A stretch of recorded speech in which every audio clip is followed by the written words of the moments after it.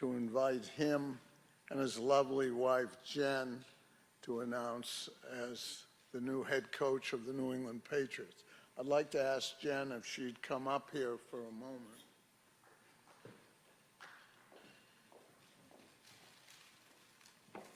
This is from our entire fan base here to tell you how excited we are about you both being here. Thank you very much.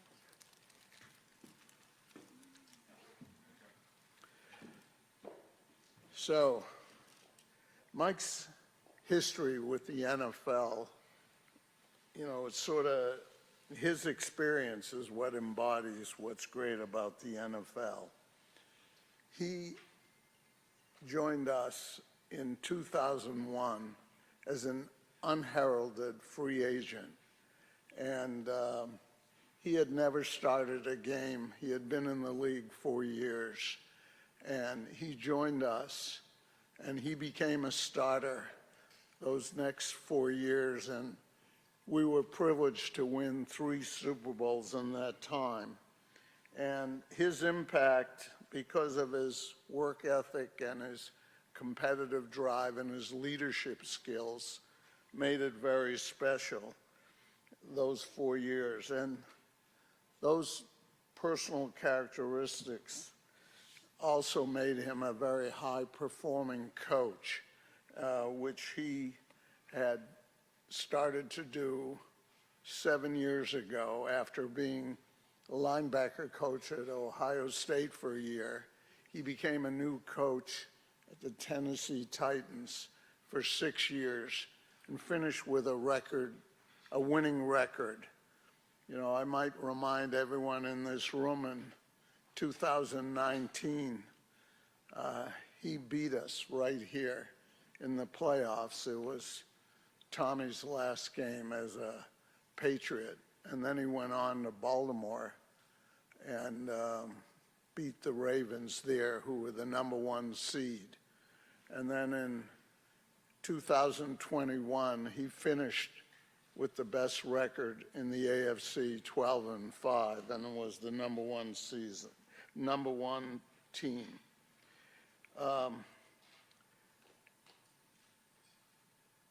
In the interview process, Mike showed us that he had a very deep understanding of our current team, and most importantly, he had a clear and focused strategy of how to get us back to a championship way that is so important to all of us, but also something that I think our fan base really deserves and expects.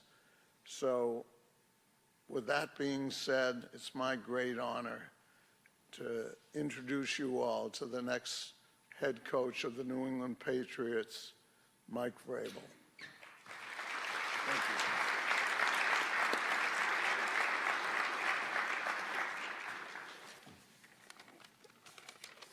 You guys could put your cameras down and clap a little bit. Some of you familiar faces that I remember from back in the day, but that's okay. Thank you, Robert. You know, I'm humbled, I'm grateful. There's a lot of people that have helped me get to this point, and I want to thank them. I want to use this opportunity to thank them in front of you. You'll get to know some of them, most of them. And I want to thank my family. I want to thank Jen, who's been along for this ride for quite a while. Tyler and Carter, who grew up here, who spent time here. You know, it probably wasn't the easiest thing to be my son as I was trying to figure this out in Fickney Lane. And as I go through this interview process, I'm always quick to tell people that I'm an only child. And only children are spoiled, which I was. I was an only child of 2 educators.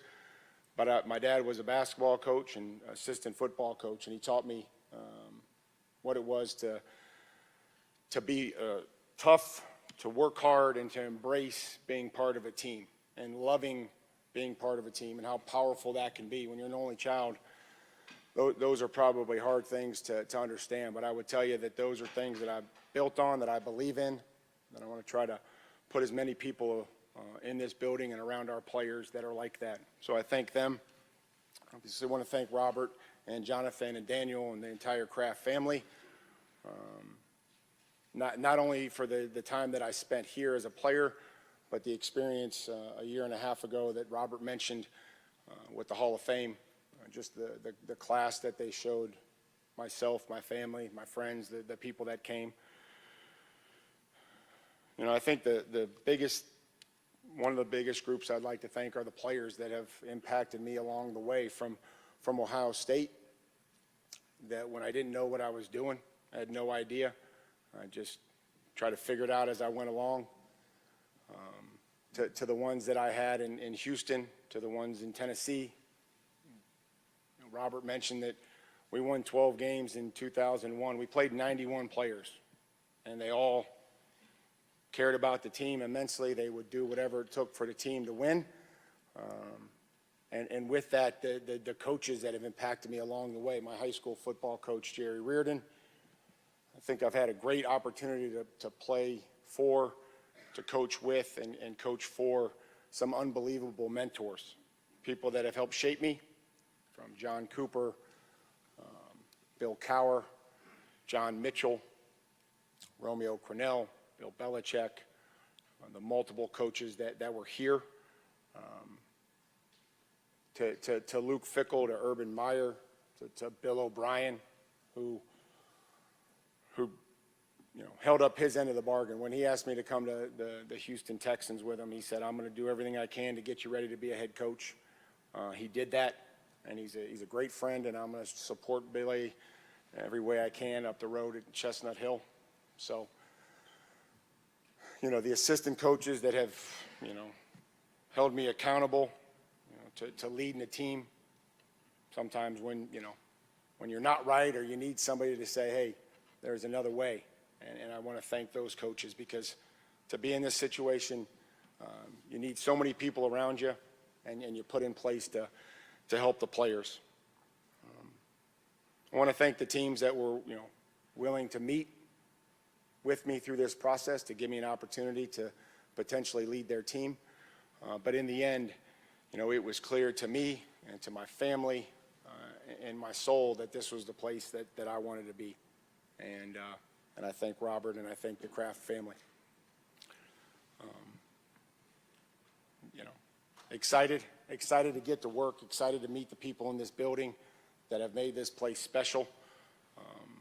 Find out what they need, find out how I can help them do their job better, how we can enhance the stuff that we do well, and then find out what the areas of focus are and get to work.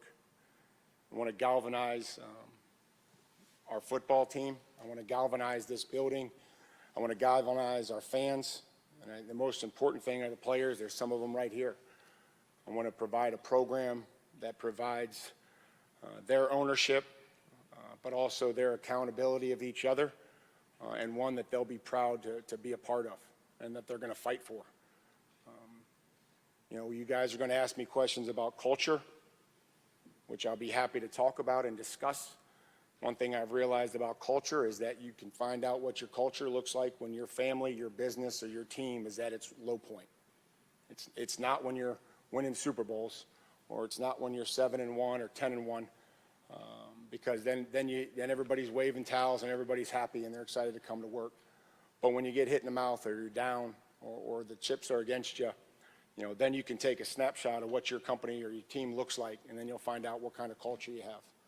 But that culture is going to be built on winning, a competitive spirit throughout our players and throughout our coaches and our staff, and the ability to put the team first and care about somebody other than yourself.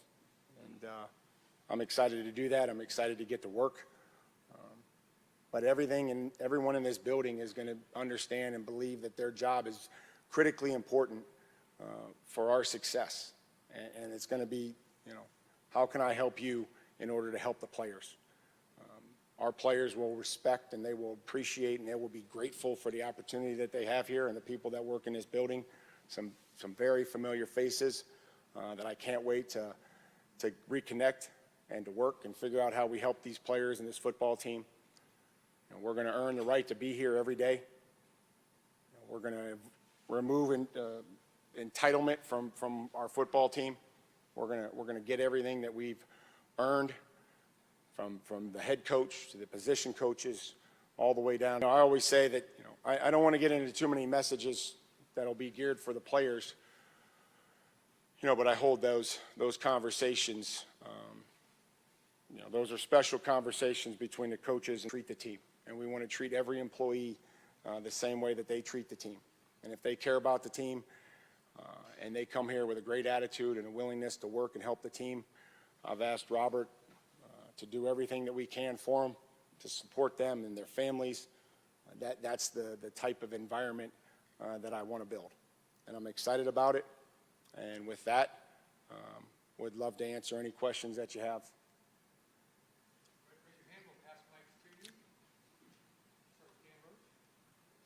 Hi, Mike. Hey, buddy. Welcome back. Thanks. Just a thought on everything that you've said, kind of wrapped in your career as a player here. You said this is a special place. As a coach now, how would you describe what kind of players you want to wear a Patriot uniform to help you win as an organization? Elliot's going to laugh. I'm going to say good ones. That's just an inside joke between him and I already just over the weekend and through the interview process. But, we're going to ask our players to just do a few things. One is to put the team first, to know what to do, and play fast and aggressive. So that's the vision for the type of player. Winners come in all shapes and sizes. Right? We're going to have leaders. Leaders are going to identify themselves. I know that our staff and our ability to create winners and competitors are probably easier than it is to create leaders. And the leaders are going to identify themselves. The leaders are going to ones that define the culture. The culture will be the, what drives and gives you the results that we're all, after. So the type of player, when you get into scouting and evaluation, every team has a height, weight, speed, right? And then it's our job to, take analytical data and watch the tape and just figure out where they fit best for us. And maybe they're the best ones and the right ones. That would be wonderful. But it's a long process, and those are the things that we're going to ask the players to do, is put the team first, know what to do, and play fast and aggressive and play with some speed. Mike, congratulations. Thank you. You lived through the collaborative process, especially at the end in Tennessee. I'm curious how you view that, and do you have roster control over the draft here with the Patriots? Well, I think the most important thing is that there's a shared organizational vision for what we want to do and how we want to work and how we want to acquire players. There's numerous ways to acquire players through free agency, trade, draft, post-draft process, after training camp. So again, I'm just excited to get to sit down with Elliot and his staff. I've met more with Elliot over the weekend than I have had conversations with him. But I need to sit down with his staff and figure out where we're at, what we need to do. And I'm confident that those types of decisions are all going to, sort themselves out. That we don't want to always be on the same page. Like, that's not the environment that we want to create, but we want to have a shared vision, and there's also different ways to get there. And I'm embracing that everybody's going to have a different personality. I don't want my staff to be like me. I don't want all our players to be similar. We're going to have diverse ideas, and that's critical. And to be able to have those types of conversations is something that I'm looking forward to. Hey, Mike. Hi, Tommy. What is your plan for offensive and defensive coordinators? Is that solidified already? And if not, No. what's the process? No, that's far from solidified. We want to put the best talented coaches in front of our players. When they stand in front of these players, I want the players to embrace what every coach is teaching. And I will tell you this, as long as I'm the head coach here, our coaches will have 3 simple jobs. And they sound simple, and they're probably not as simple as we want to make them be. But they want to teach, they want to develop, and they want to inspire our players by making a connection. We're going to make strong connections with our players. so that we can coach them and we can push them. And I've really believed in this system, and I believe in having great teachers, great developers, and also coaches that will inspire our men by making a connection so that they know exactly what makes them tick. Like, we all have stuff outside of here. Every single coach, every single player, every single person in our building is going to have something outside of football with their family, mentally, physically. They're all going to deal with something. It's going to look different, and it's going to smell different, but it's something. And we got to deal with it, and we got to, when they come in the building, do everything that we can to help them do their jobs. And I do feel the shared experiences that I've had as a player, one that, as Robert mentioned, didn't start a game for 4 years and made the roster because of special teams and occasionally playing on third down and backing up and being a backup at more than one position, to a free agent that took an opportunity to come here and started for the next 10 years of his career, to being a veteran player who was expected to produce at a high level, to one that, as he got older, was traded to another team that then had to start over, had to act as a coach. So I feel like that every player that sits in that meeting room, I can at some point in my career relate to and have a conversation about. Here, Mike. Hi, Mike. Hey.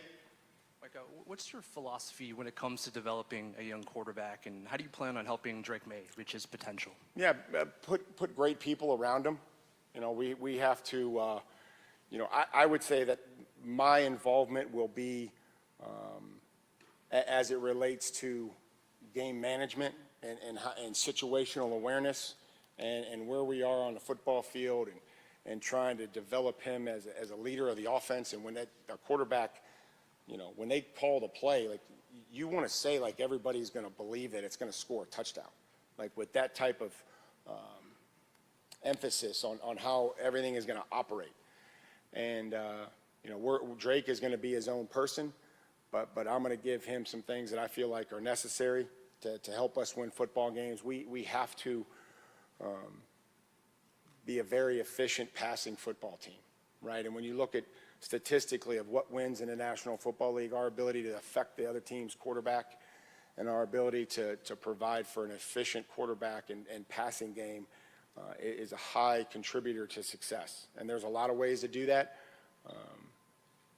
by protecting the middle of the pocket and, all those things that we're going to talk about as we move forward. But how we protect the football, how we're aggressive but not reckless, understanding where we are in the game and the situational awareness that I feel like I've developed over 6 years and then my past year in Cleveland. And I'd be remiss if I didn't thank the Cleveland Browns organization for the opportunity that they provided me last year with Jimmy and Dee Haslam, and then Andrew Berry and Kevin Stefanski and all those coaches and players that allowed me to spend some time with them last year.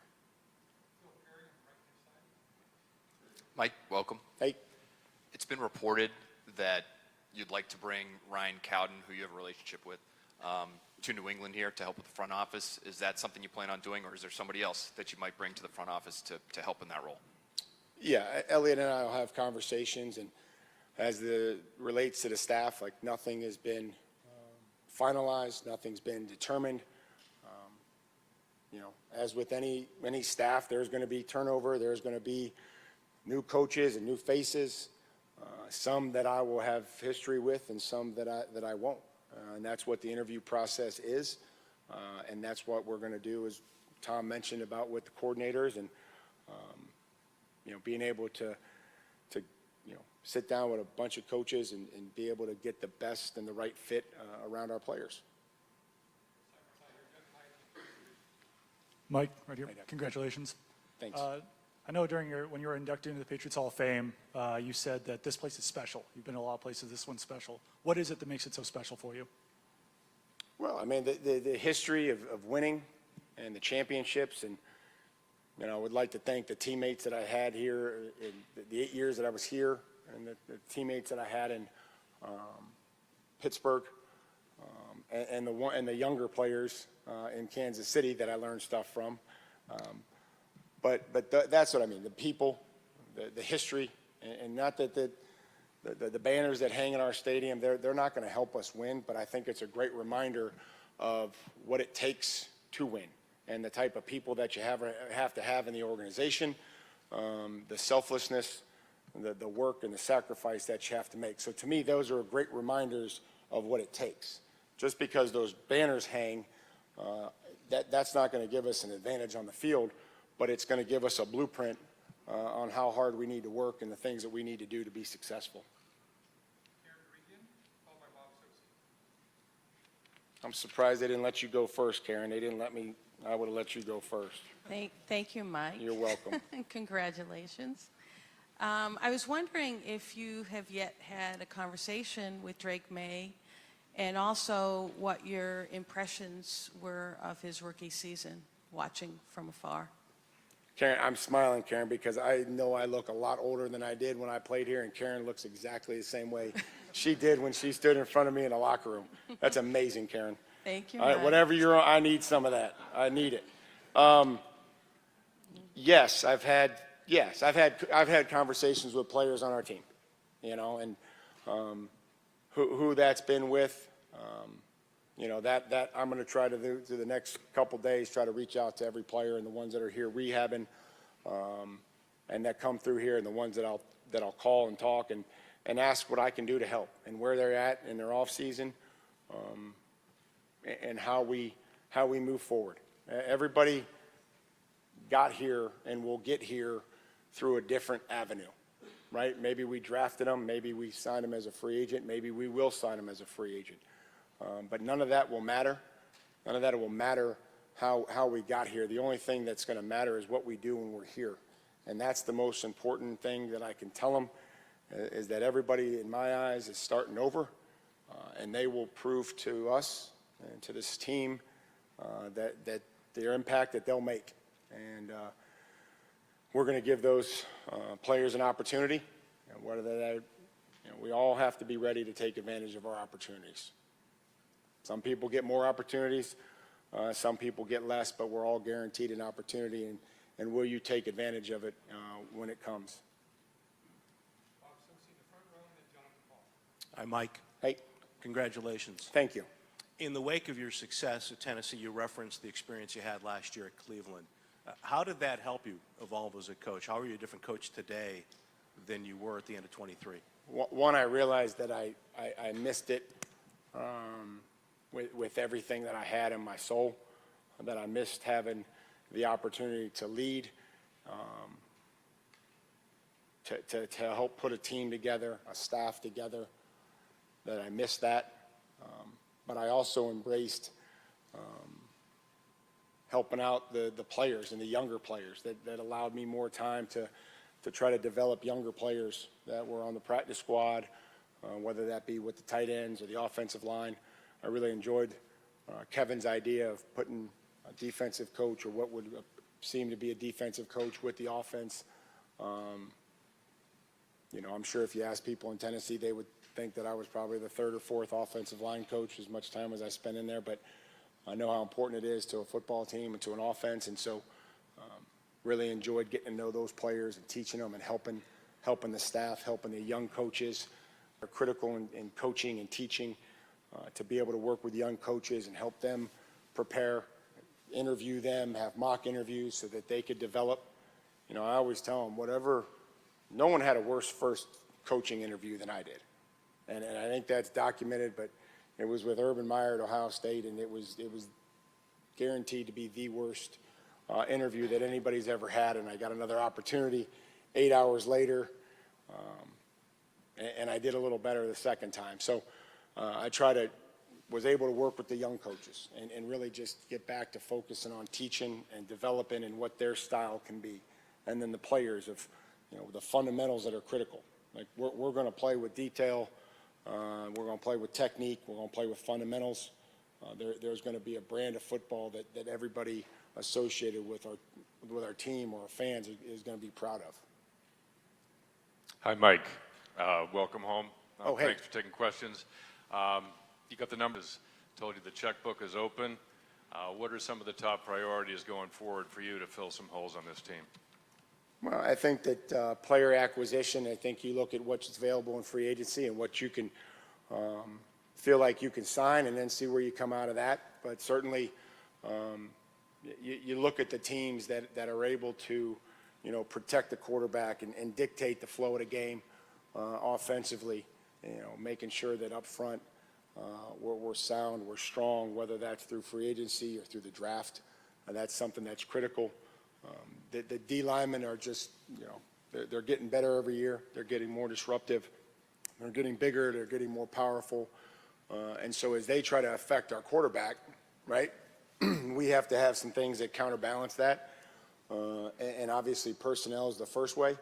And then scheme and style and tempo and cadence and all those things that if our players can handle it, then we'll shift, we'll motion, we'll go with different cadences, we'll go on the ball and, try to do all those things that cause conflict, but it's going to not be at the expense of the players. And if the players can only handle a certain amount, then that's what we're going to do, and we're going to get really good at it. So we're going to try to just, focus on players that, again, we feel like fit us, fit into what we're doing, that are willing to commit to the team, and then also,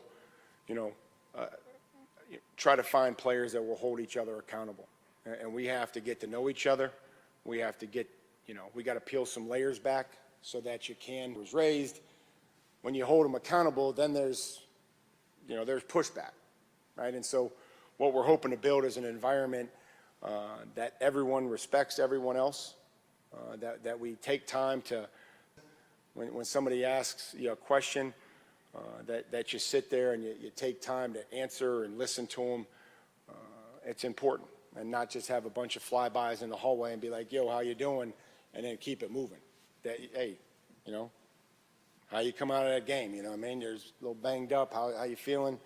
But that takes time. Those relationships take time, and I'm excited to start building them.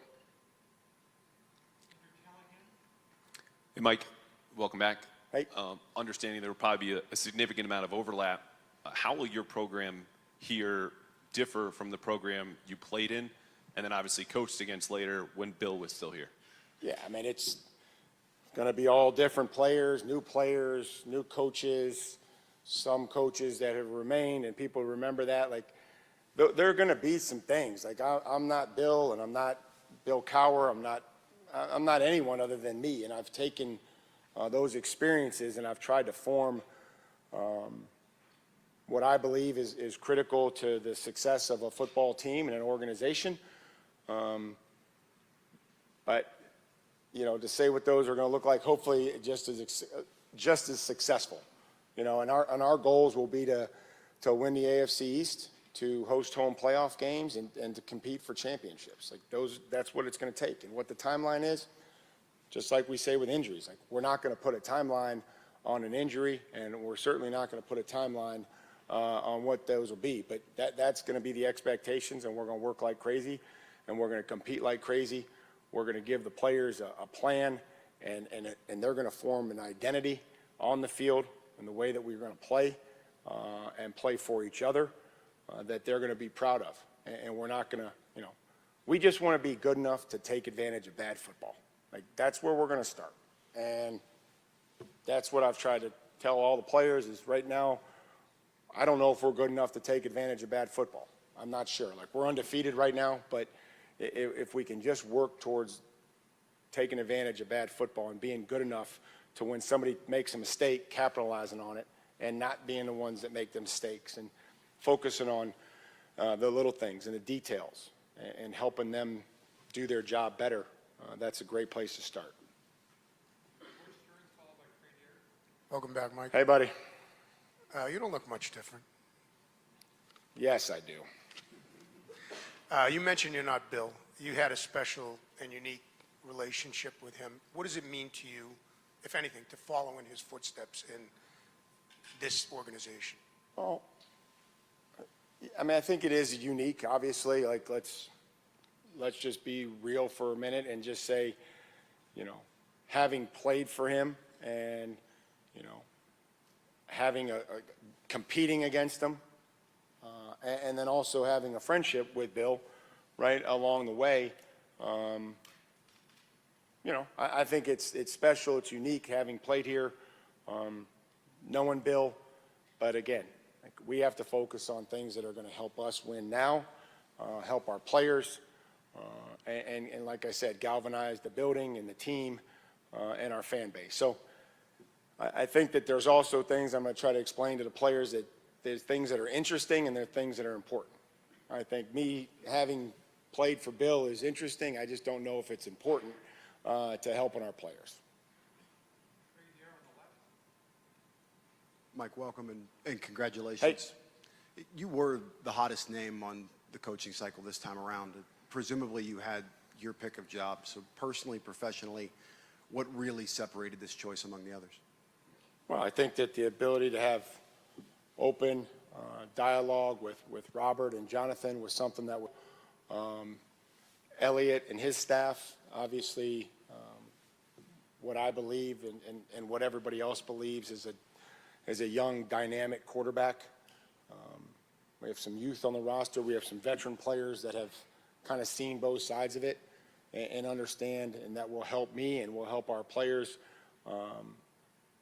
you know, get back to that success and understand how hard it is.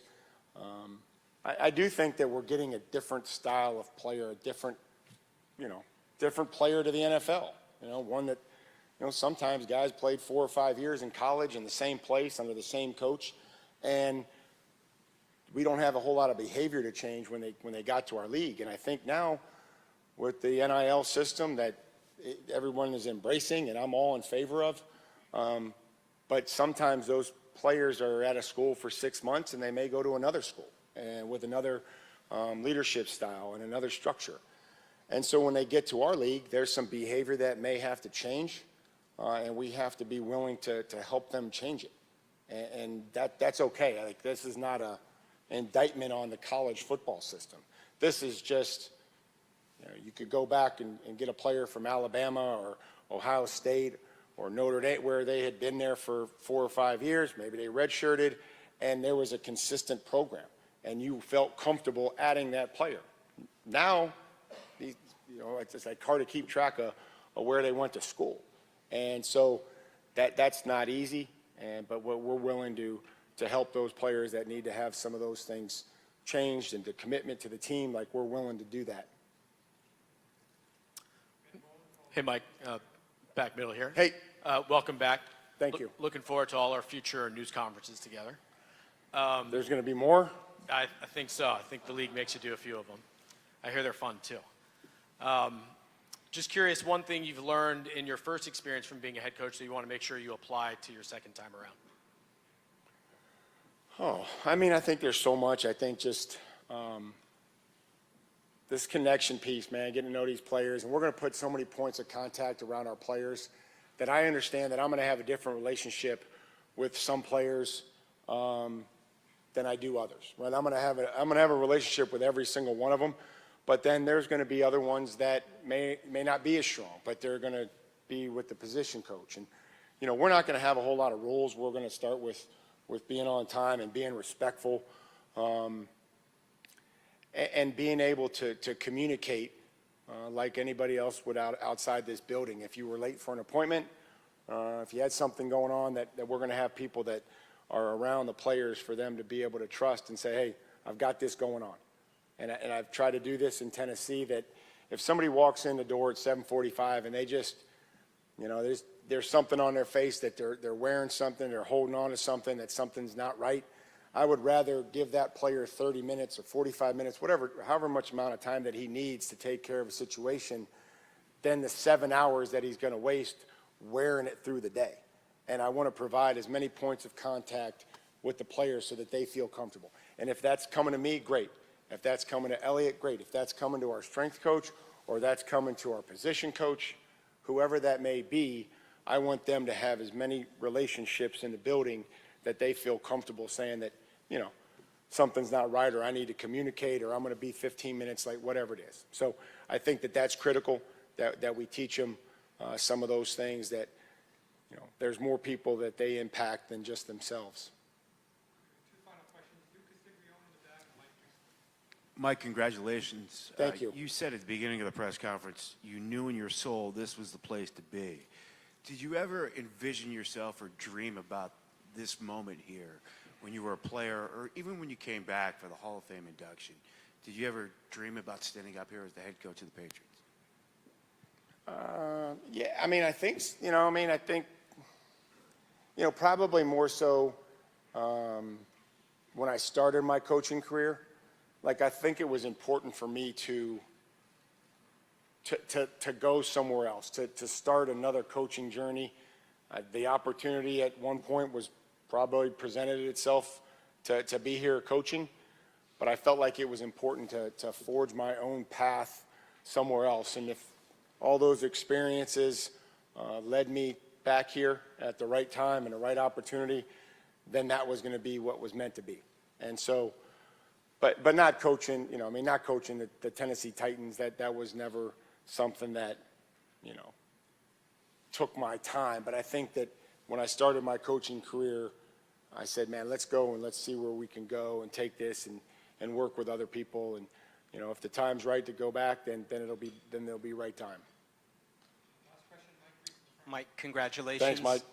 How would you describe what type of offense you want to run, and how does that tie to the traits that you'll be looking for in a play caller? Yeah, I think that the offense, again, we mentioned things like aggressive but not reckless, right? We have to be able to take chances. How do we create X plays without just, having to throw the ball down the field 50 yards and just sit there taking shots, right? The creativity, we want to be, I would say, versatile enough if the players can handle it, right? I want to, you look at zone scheme in the run game, being able to run, gap scheme to things that the defense may do. Be under center, be in the gun, but it's also important to understand, everybody has access to this and everybody has some experience with different types of offense, but it's what the players can get good at. How much can you reasonably do? You don't want to dabble in things and say, we're going to dabble in RPOs when the quarterback, that's not a strength of his. And then being able to read and pull the ball and throw. I mean, there's so much nickel pressure, right? How do you want to handle nickel pressure, right? All these answers and different things that defenses are doing, more split safety defenses, more simulated pressures, more disguised cover two, right? And then, being able to go on the ball and try to be able to use an offense that goes on the ball at times and dictates tempo, cadence, but again, it'll be based on what the players can understand and what they can handle. And we're not going to, put things that make them slow, right? Somebody told me a long time ago, you can't tell a difference between a player that's afraid to do it or doesn't know how to do it, right? And so they kind of just stand there with that look, and we're not going to stand. We're going to be moving. We're going to demand effort and finish. Like people ask what non-negotiables are. Our effort and our finish is going to be the contract that we make with our teammates. And that'll be something that'll be my job to make sure. That's the greatest compliment that you could ever give a coach, by the way. Not that he has great plays or a great blitz. It's, man, your players play their ass off. And trust me, when somebody that's a respected coach tells you that, you'll thank the players and you'll care about them and you'll do whatever you can for them, because that's the greatest compliment that you could ever get. So, time to get to work. We good, Stace? Thank you.